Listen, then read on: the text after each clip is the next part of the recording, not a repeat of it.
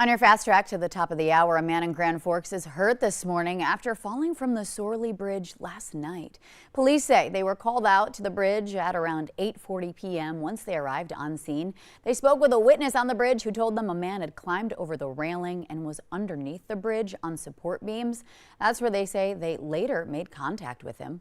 Police then say they spoke with that man for some time in an attempt to get him down, but they say he wasn't cooperating and then fell from the support beam, landing on the ice. Authorities say they ran out onto the ice to provide medical care. The man did not break through the ice upon landing. He was then taken for medical treatment. The identity of the man and his injuries are unknown at this time.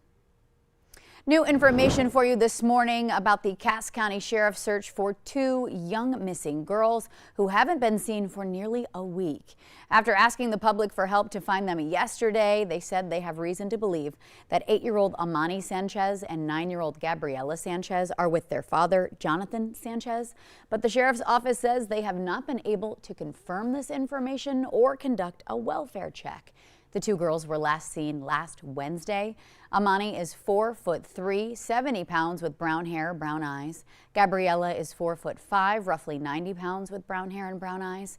If you have any information, you are urged to contact Sergeant Tanya Johnner at the number on your screen, 701-241-5844. State charges have now been dropped against a former administrator within the West Fargo School District. David Preston George was arrested in August and charged with 1 count of promoting or directing an obscene sexual performance by a minor, as well as 6 counts of possessing child pornography. Additional charges of gross sexual imposition and solicitation of a minor were added 2 months later. Assistant Cass County State's Attorney Ryan Youngren is quoted in an article stating that George has now instead been indicted on federal charges. Those details are unavailable to us at this time so far, but we'll be sure to keep you updated once the indictment is unsealed. On your VNL News app, it is free to download and use on the App Store.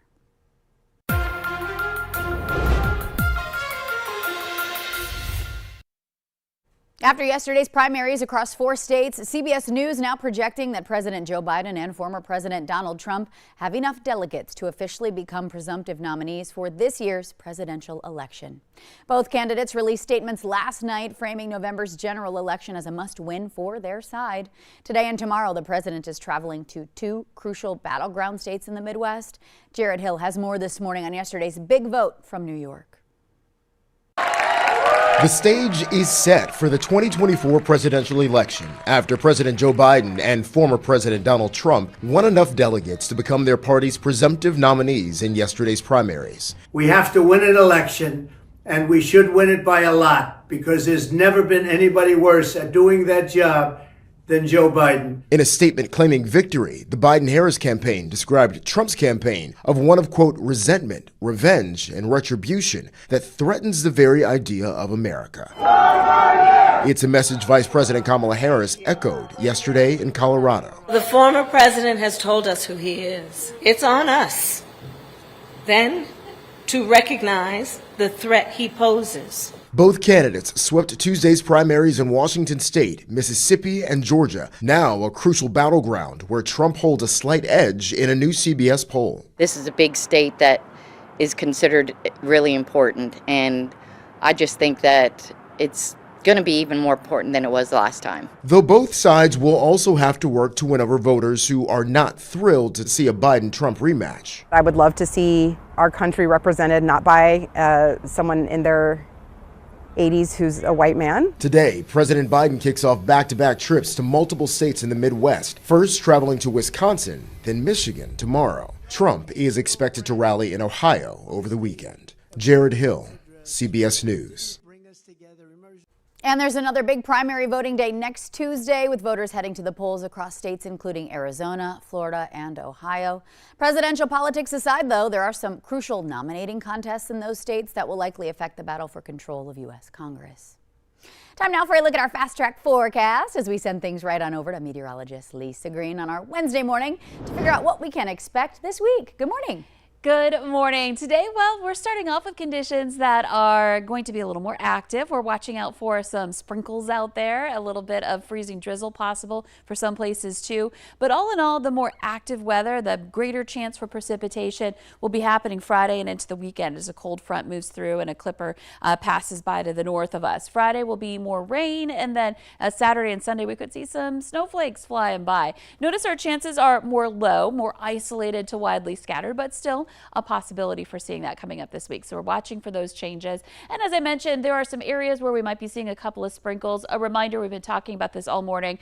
There's a layer in the atmosphere underneath the clouds where the radar beam is detecting the rain and freezing rain in some instances in pink there, where the layer is drier. So as that rain falls through, it's evaporating a bit. And so some of this isn't reaching the ground. A lot of it isn't. But there may still be some areas where that develops, or you might be seeing a sprinkle or two where you are in some of those areas where the rain is a little more steady. So something to keep in mind as you're getting ready to hit the road this morning. Your temperatures out there, 40 degrees right now in Fargo on a March morning. It is 33 in Grand Forks. Some places are below freezing, like Bemidji, we're at 29. And so if you do have some moisture in that area, it could be a little bit slick in some spots for briefly this morning for our temperatures in that range. And out at the bus stop, not bad here to start off today. Into the afternoon, we'll see some highs in the 40s to some 50s coming up for the afternoon hours. And then we'll just kind of keep that slide going through the rest of the week. 40s to maybe just topping off right at 50 for highs Thursday and Friday. And the weekend for St. Patrick's Day celebrations, might want to make sure you got the warmer coat as you are heading out to the parade or stepping outside, with temperatures more into the 30s to around 40 degrees Saturday, and even cooler on Sunday. So cool down coming, but just a reminder again, this is around average for this time of year for highs like this. So it's just been very, very, very warm for us to start off this week, and we're kind of coming back to reality by the end of the week. Yeah, I was going to say, I think we need that reminder that this is pretty typical. Yes, still March. We can still see a lot of different kinds of weather this month. Okay, thank you for the update so far this morning, Lisa. February's false spring is all the buzz in the beekeeping community.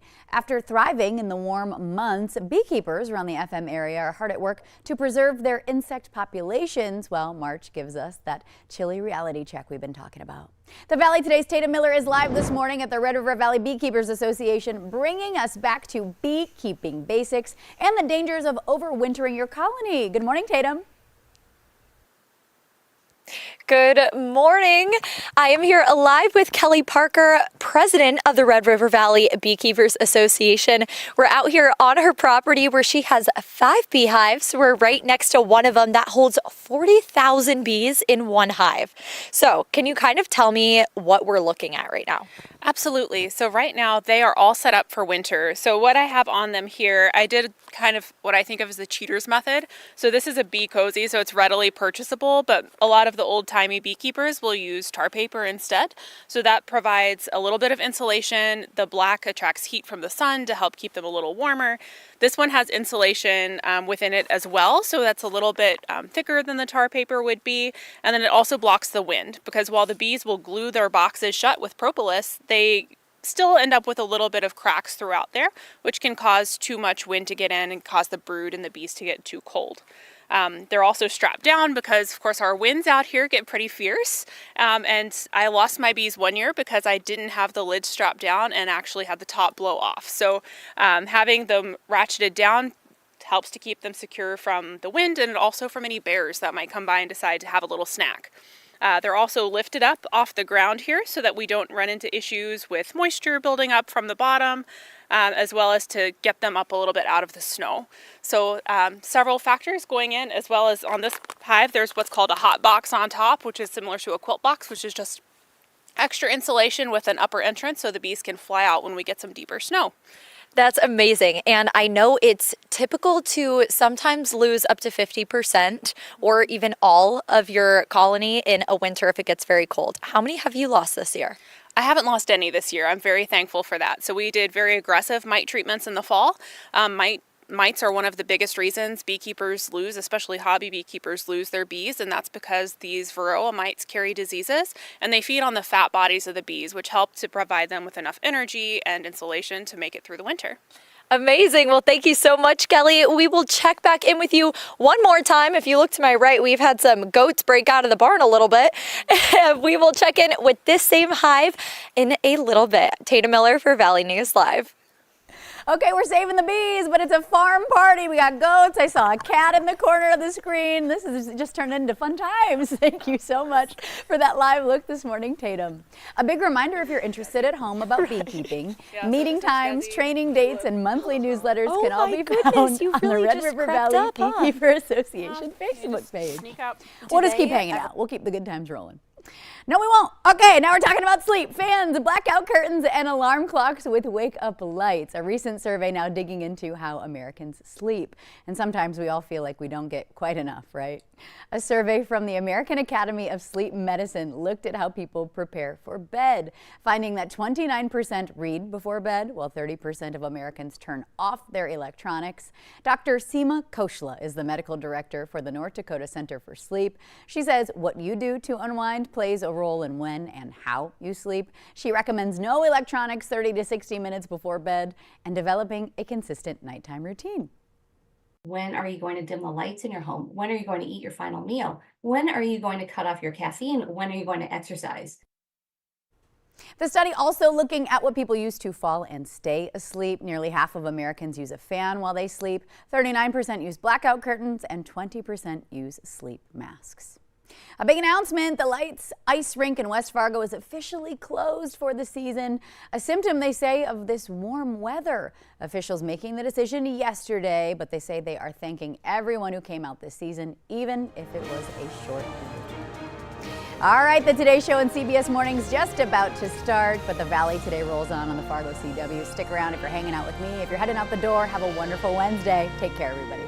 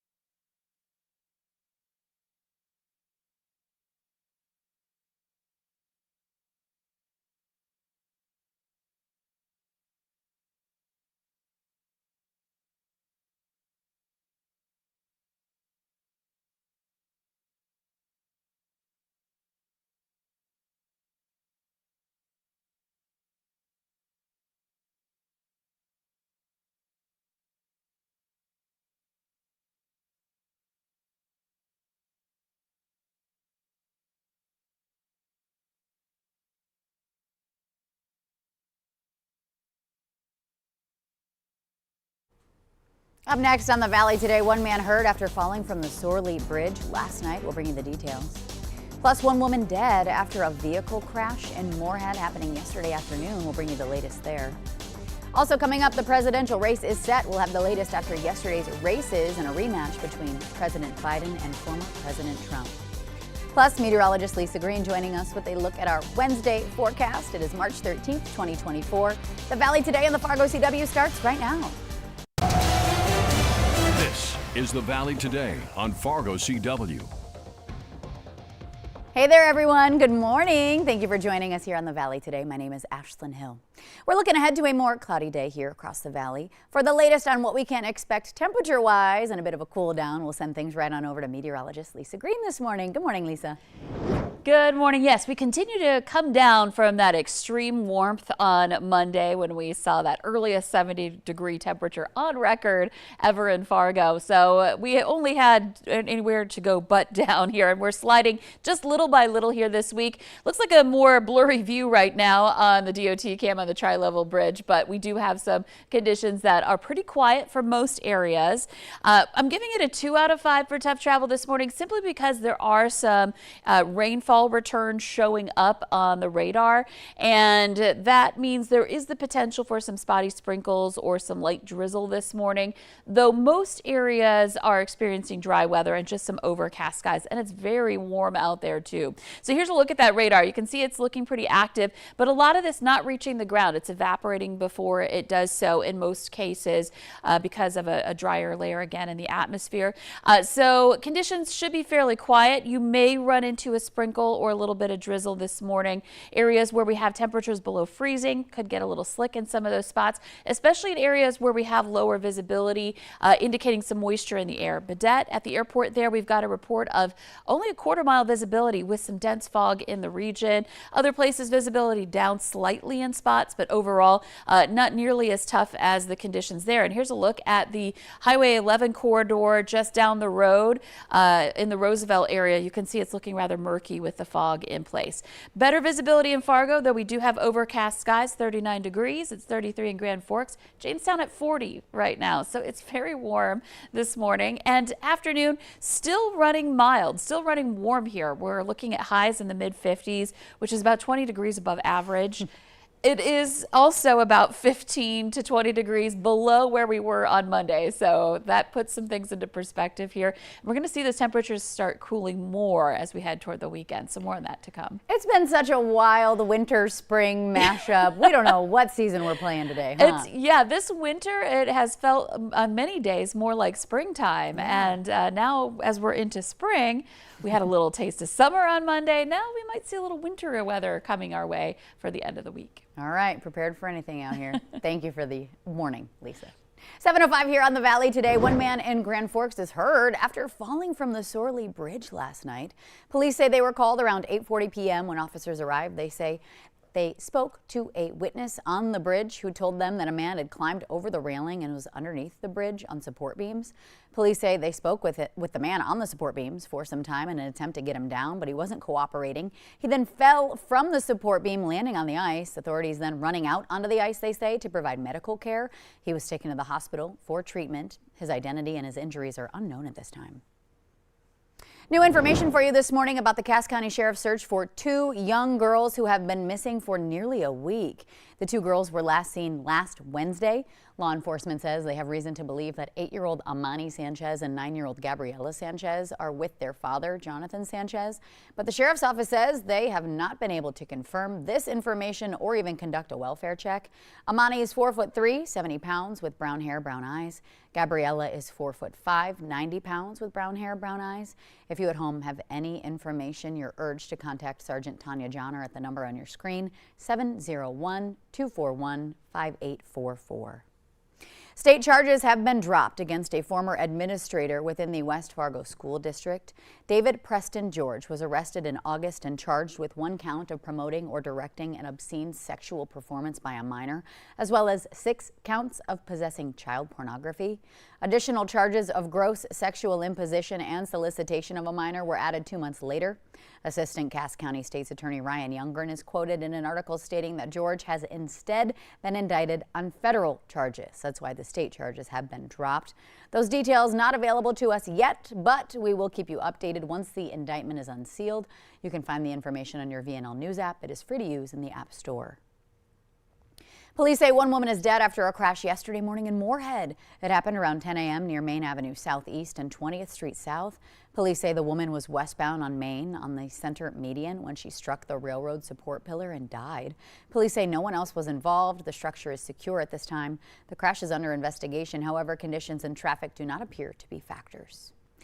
More details emerging on a pedestrian crash out of Valley City. We now know the name of the 83-year-old woman who was struck by a vehicle while on the sidewalk. Her name is Joanne Nathan. Authorities say her injuries are life-threatening. The crash happened Sunday afternoon at the intersection of 2nd Avenue and 3rd Street Northwest. The driver, 85-year-old Ralph Thompson, could face charges. Officials say he was in a Ford Expedition when he backed out of a parking spot, hitting 2 cars as well as Nathan on the sidewalk. A memorial service is planned for 24-year-old Anthony Economy. He was stabbed to death during a fight in Grand Forks last week. Anthony's obituary says that he was kind-hearted and quick to flash a charming smile. His son, Lincoln, they say, was the love and light of his life. A funeral service will be held at 2 p.m. on Friday at Emmanuel Evangelical Church in Langdon. Visitation will be from 6 to 7 p.m. on Thursday. Grand Forks police say Economy was killed during a fight early last Thursday. Officers responded to an apartment complex where they found him lying on the ground with a stab wound to his chest. A 17-year-old boy now faces a murder charge in the case. Authorities still have not identified him. Coming up, the Valley Today's Tatum Miller is standing by to teach us some beekeeping basics this spring. We'll be checking in with her live. That's coming up next right here on the Valley Today.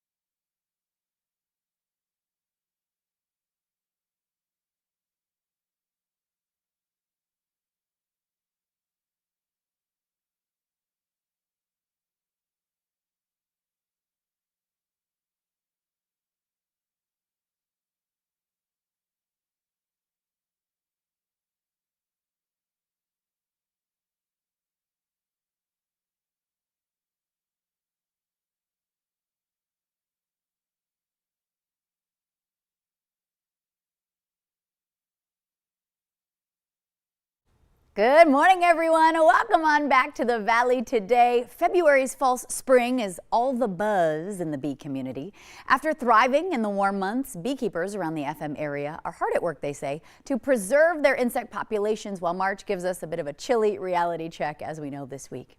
The Valley Today's Tatum Miller is live with the Red River Valley Beekeepers Association, bringing us back to beekeeping basics and some dangers of overwintering your colony. Good morning, Tatum. Good morning. I am here live with Kelly Parker, who is the president of the Red River Valley Beekeepers Association. We're on her land next to one of her 5 beehives right now, and I know this has been such an unseasonably warm winter. How is that affected when your bees are waking up? So my bees have flown quite a bit more this winter than they would normally, which in some ways is great for them. That means they've been able to take more cleansing flights because bees just hold the bathroom all winter long until they have a warm, sunny day where they can fly. So we've had fewer issues with nosema and things like that because they've had the opportunity to take those cleansing flights. And so are all colonies, would you say, in North Dakota up and awake right now? Not necessarily. So all beekeeping is very local. So our colonies here, we've had some 50-degree days, some nice warm sunny days with just calm breezes. And so they've been out and about. But up closer to the border, they might still be buttoned up for winter and trying to stay warm. Awesome. So what can we do, those of us who are not beekeepers, to help the populations this year? So one of the big things is dandelions are the first food that the bees have coming out of winter. So try to avoid spraying your yard with herbicides, anything that's going to take down those forbs. Of course, dandelions aren't native, but they are very helpful for our honeybees coming out of winter and for our native pollinators too. Other things are, if you have a farmer in the area, or if you are a farmer in the area, make sure you're checking the site maps to see where your honeybee hives are located in your area. North Dakota has a state map, so you can see every honeybee colony that's registered in the state of North Dakota. Minnesota, it is the Drift Watch map, which is a voluntary register of beekeepers. And that way you can check to make sure you're not spraying herbicides or pesticides while those honeybees are out flying. Amazing. And as the president of the Red River Valley Beekeepers Association, what do we have to look forward to for the rest of the year, and how can new beekeepers get involved?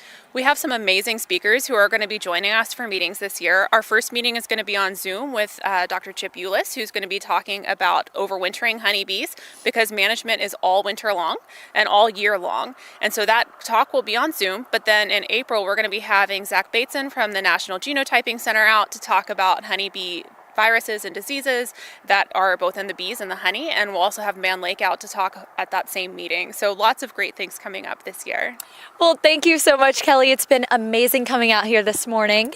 And that's all we have for you guys today. I'm Tatum Miller with Valley News Live. What an incredible live look all morning long. We're saving the bees. Thank you so much for the information this morning, Tatum. And a big reminder, if you're interested, at-home meeting times, training dates, and monthly newsletters can all be found on the Red River Valley Beekeepers Association Facebook page.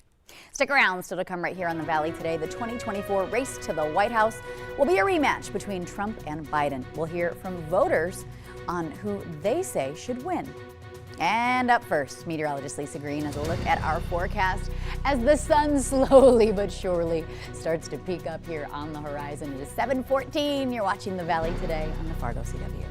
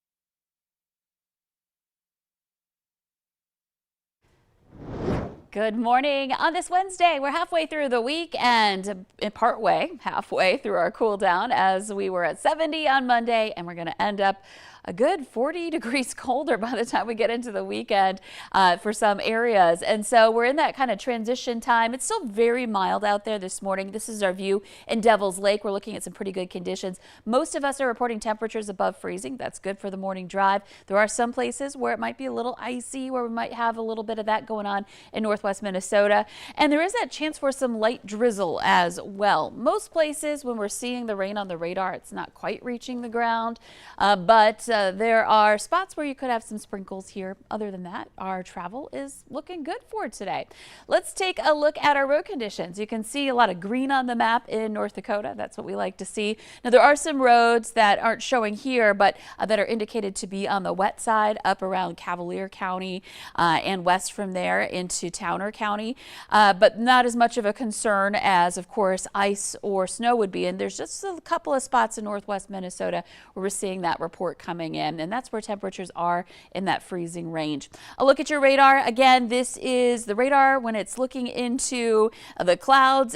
That's higher up in the atmosphere, and then as that rain has been falling, it's been running into some drier air this morning. So some of this not necessarily reaching the ground. I haven't seen any reports of rain, but still there is that possibility you might have a little bit of drizzle or a sprinkle or two happening here this morning, and that's something that may continue to be a concern.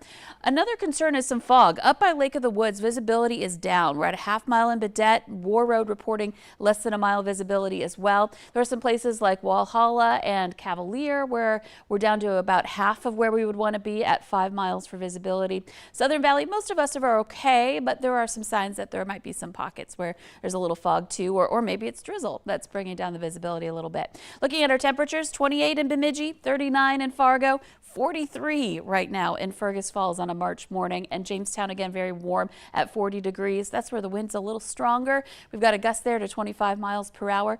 Most of us reporting wind speeds less than 15 and wind on average out of the east. So for today, it's kind of more of the same. We'll see some mostly cloudy to overcast skies. The potential for a spotty shower or a sprinkle is there heading into the noon hour. You can see that being a possibility in a few places. And temperatures by this afternoon reaching the low 40s north to some mid 50s south and everywhere in between here. So all in all, not bad for a March day to be in that range of temperatures. And we see those clouds break up a little more as we head into this evening. Let's take a look at our extended planner today. Warmest day of the rest of the week. Tomorrow and into Friday, we'll have temperatures 40s to about 50 degrees. A chance for some rain. Now, Thursday, I will mention that there might be another round of maybe some spotty sprinkles or even a flurry or two, but it should be very minor. It's Friday that cold front and system sweep through. We'll see a chance for some rain, some scattered to isolated light snow on Saturday, and even lingering into Sunday for your St. Patrick's Day weekend. So you'll probably want the warmer coat if you're going to be outside, especially if you're going to be standing out for the parade on Saturday. Oh, yeah. You're going to want to find ways to stay warm there with the temperatures much, much cooler than where we've been. Going to be feeling it. Yeah, and there's going to be some wind too, so there's the wind chill factor as well. Wow. So, yeah, just be ready for more classic March weather heading into the weekend. Yeah, just back to reality, I suppose. Yes. Thank you, Lisa. 7:19 here on the Valley today. The Supreme Court will allow more time to make a decision on a controversial immigration law in Texas. We have the details next.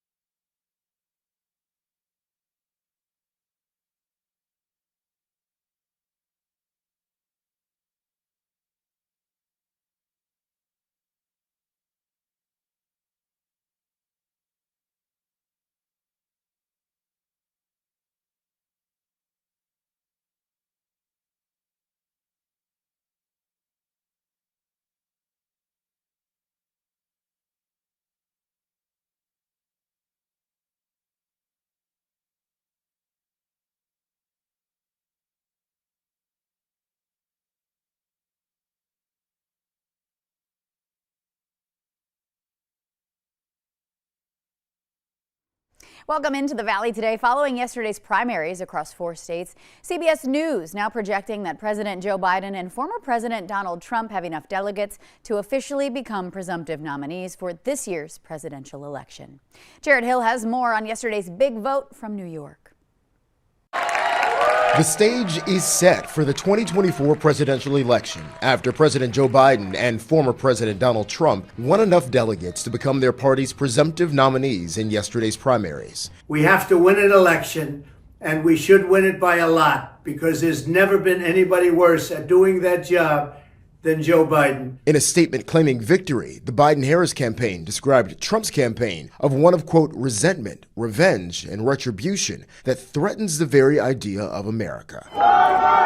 It's a message Vice President Kamala Harris echoed yesterday in Colorado. The former president has told us who he is. It's on us then to recognize the threat he poses. Both candidates swept Tuesday's primaries in Washington state, Mississippi, and Georgia, now a crucial battleground where Trump holds a slight edge in a new CBS poll. This is a big state that is considered really important, and I just think that it's going to be even more important than it was last time. Though both sides will also have to work to win over voters who are not thrilled to see a Biden-Trump rematch. I would love to see our country represented not by someone in their 80s who's a white man. Today, President Biden kicks off back-to-back trips to multiple states in the Midwest, first traveling to Wisconsin, then Michigan tomorrow. Trump is expected to rally in Ohio over the weekend. Jared Hill, CBS News. And there's another big primary voting day next Tuesday, with voters heading to the polls in Arizona, Florida, and Ohio. Presidential politics aside, though, there are some crucial nominating contests in those states that will likely affect the battle for control of U.S. Congress. Robert F. Kennedy Jr. been testing out some waters for his possible presidential running mates. Kennedy is running as an independent presidential candidate, and he has some notable names on his short list, including New York Jets quarterback Aaron Rodgers and the former governor of Minnesota and professional wrestler Jesse Ventura. Whether Rodgers or Ventura actually accept the potential offer, that still remains to be seen at this time.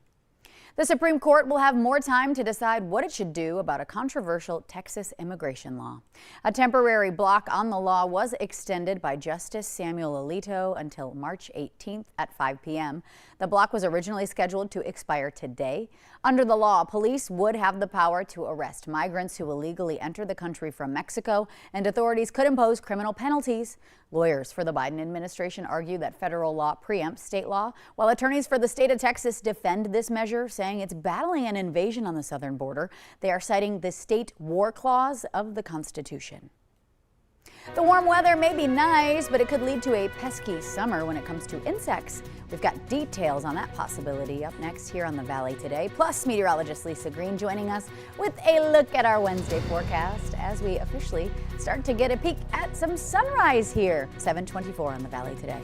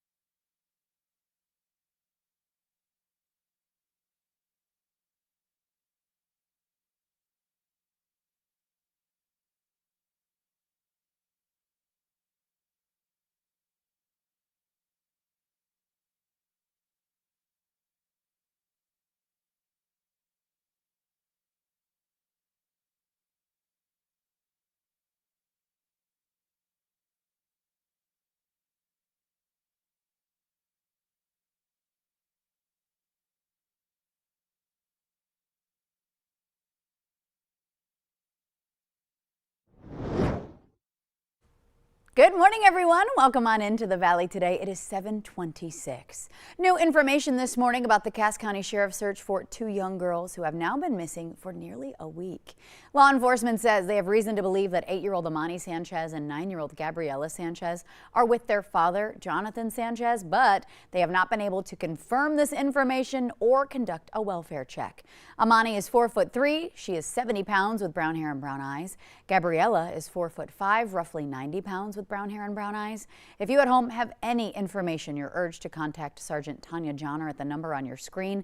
It's 701-241-5844. Time now to check in with meteorologist Lisa Green for a look at what we can expect on our Wednesday morning. Good morning, Lisa. Good morning. Starting our day with a little bit of green on the radar, even some pink indicating some freezing drizzle. Here's the deal, though. This rain likely drying up before it reaches the ground. We've got a drier layer of the atmosphere closer to the surface, so it's running into that. Though there may still be some sprinkles, maybe a little bit of light drizzle affecting you, and there are places with some fog. This is the DOT cam view along Highway 11. Right along the Lake of the Woods area in Roosevelt, you can see visibility down there. Overcast in Fargo, we're at 39, very warm for the valley. We're at 40 in Jamestown, some of us near the freezing mark. And looking at your forecast for today, mainly overcast, cloudy to mostly cloudy skies. Temperatures will still be mild. We'll get into the 40s to some mid-50s, a high of 55 in Fargo today, and keeping things on the quiet side for the wind as well. So a little gray and just a little cooler than our Monday. All right, thank you, Lisa. More local news and weather coming up right after this break on the Fargo CW.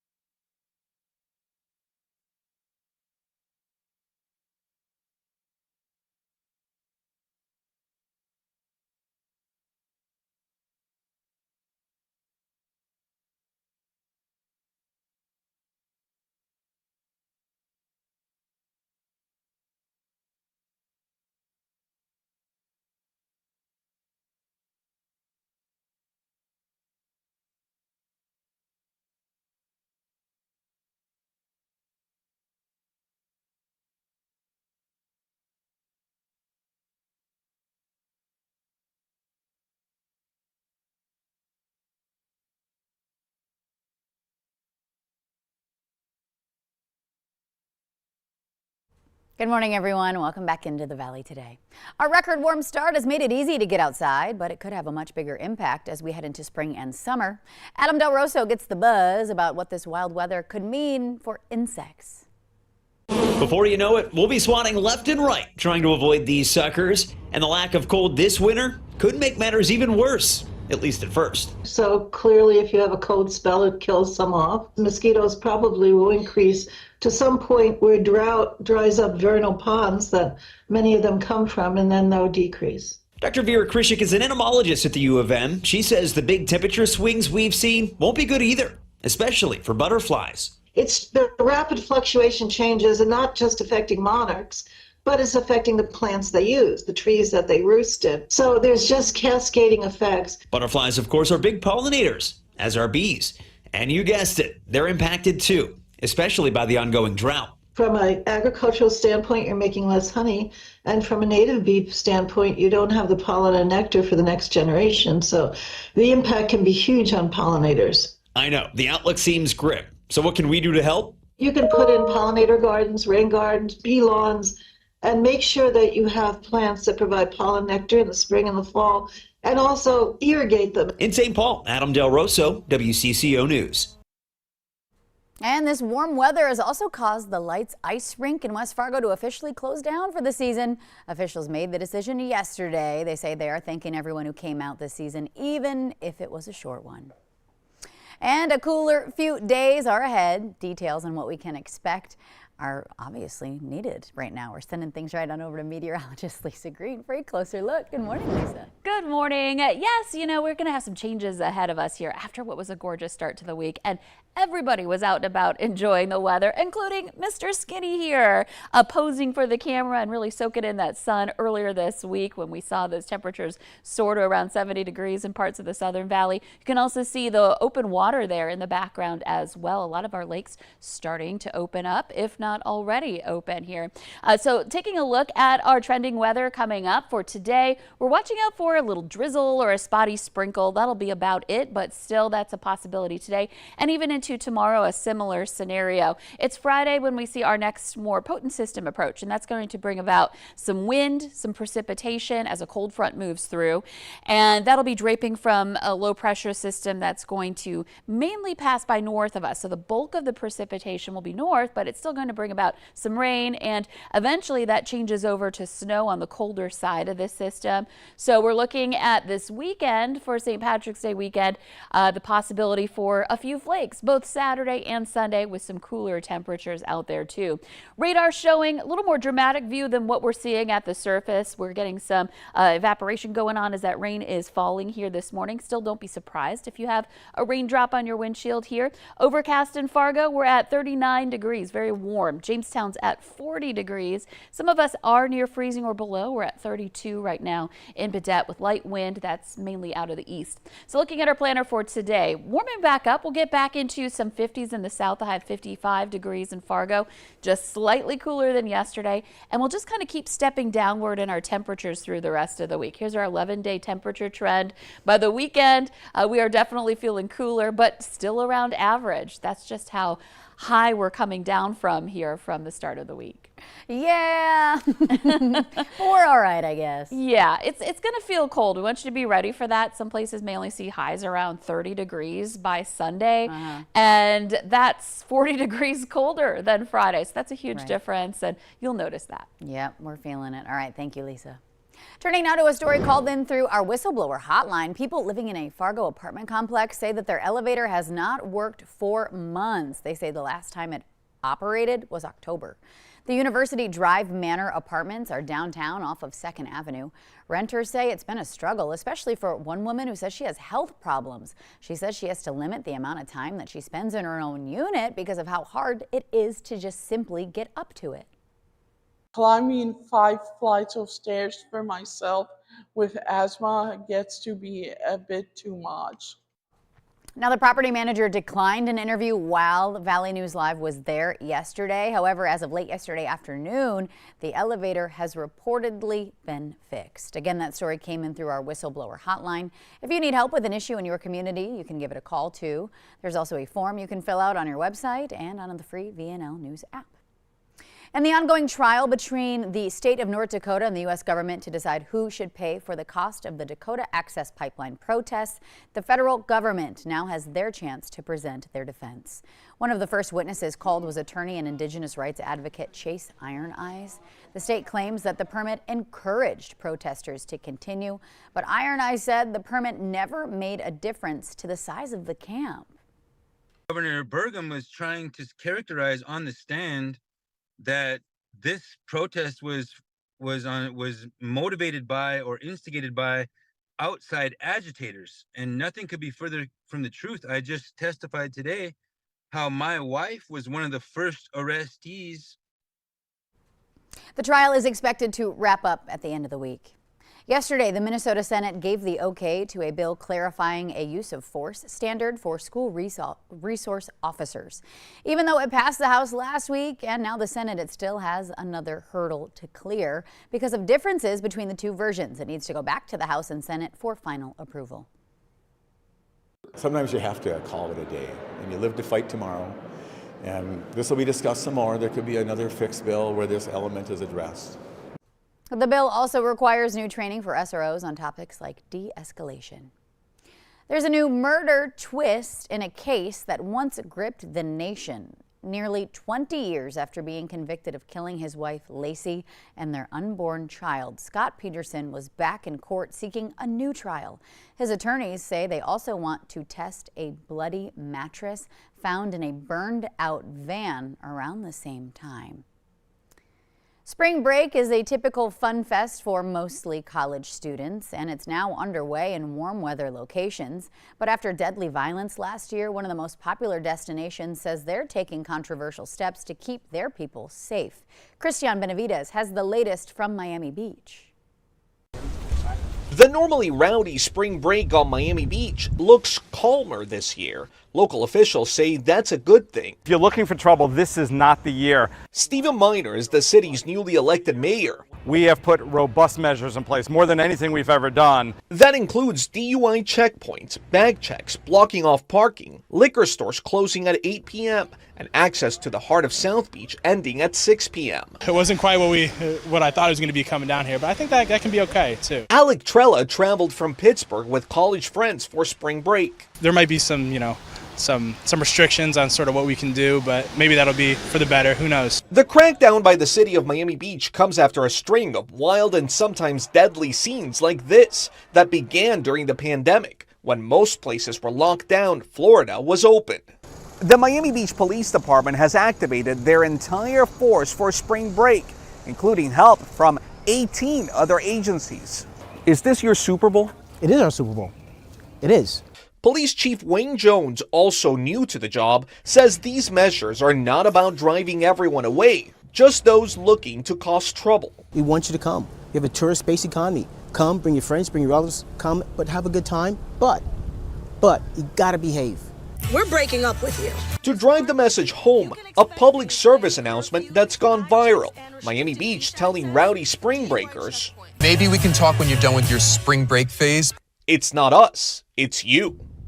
Christian Benavides, CBS News, Miami Beach. And maybe you've seen those ads for yourself. I know I have. Well, not everyone says they're a fan of the change. Business owners in Miami Beach say that they feel the measures are negatively impacting their businesses. Officials say, though, that's the price that they pay to keep things safe. Coming up here on the Valley today, it was an exciting evening as North and South Dakota faced off on the hardwood. Justin Betty joining us with more in our morning sports report right here after the break.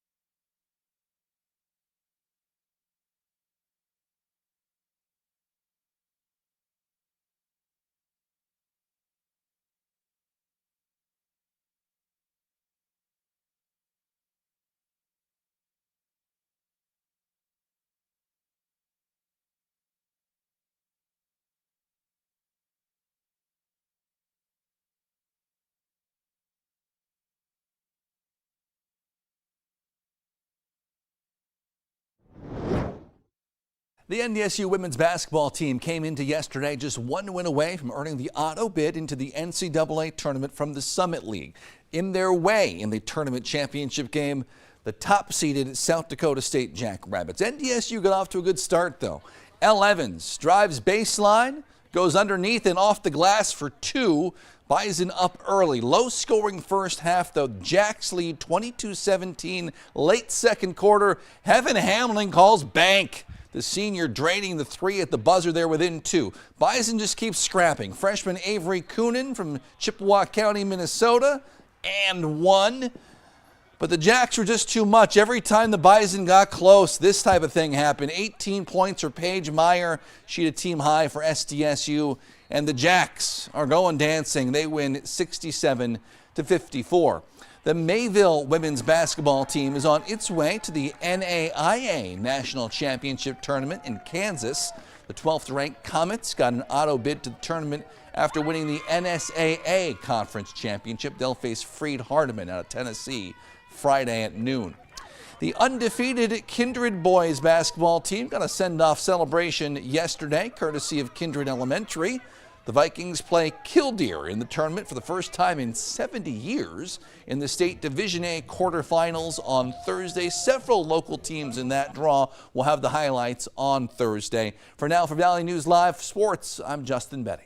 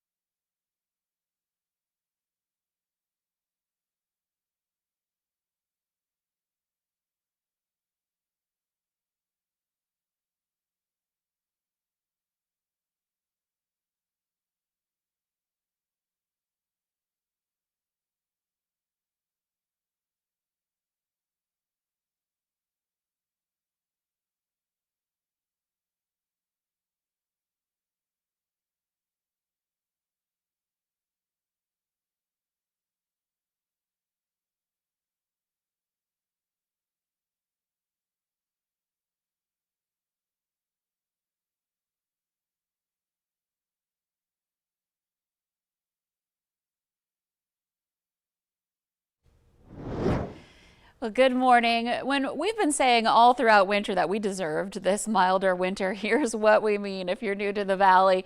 This photo was taken this time last year. I remember sharing this. This is from the Callaway area in Minnesota. Tiffany took this photo and shared it with us on March 12th, which was yesterday, a year ago. And you can see that we've got this huge drift all the way up to the bottom of the stop sign. I remember sharing this and saying, please stop. We wanted it to stop, but winter kept on rolling after that. So just to kind of put things into perspective, it's a very different picture out there now for us here in the Valley compared to this time last year. In fact, let's take a look at our sky cam. You can see in our live view, we can see the grass. It's even looking a little bit green right now with the warmer temperatures we've had recently. So here we are a year later, looking very different out there. We do have some overcast to mostly cloudy skies at the moment as well. And taking a look at our snow depth, of course, we don't have any snow on the ground in Fargo, aside from those piles that are still hanging around in spots. But Northern Valley, a few places where we're starting off with some snow this morning on the ground still. But with the warmer temperatures continuing, we'll see a little more melting going on. And radar indicates precipitation in the form of rain if we do see it. Again, we've been talking about this all morning, that a lot of it is evaporating before it reaches the surface. Still, there may be a spot or two where you get a sprinkle or a very light shower, a little drizzle. Pink areas are where temperatures are below freezing, so we have that concern about a little bit of ice or freezing rain happening. Here's a look at our visibility reports. Some areas are dealing with some fog, and that's especially the case in the Lake of the Woods area. Visibility is at a half mile in Badette and in War Road right now. Grafton, Cavalier, Walhalla, reduced visibility for you from 5 to 6 miles there. And then Southern Valley, fairly quiet. It's looking good aside from Valley City where we're at 6 miles. Again, not bad, but just a sign that there might be some moisture in the air there. You might be getting a little bit of drizzle. Temperatures range from 28 below freezing right now in Bemidji to 43 right now in Fergus Falls. Very warm start there. It's 39 in Fargo, 33 in Grand Forks, and 40 in Jamestown. And taking a look at our hour-by-hour planner, more of the same today. We'll have mostly cloudy to overcast skies, few drops of rain possible here and there, not too much wind, and we're looking at temperatures in the 40s to some 50s, warmer in the southern end of the valley. Let's move ahead to the end of the week. So for Thursday, tomorrow,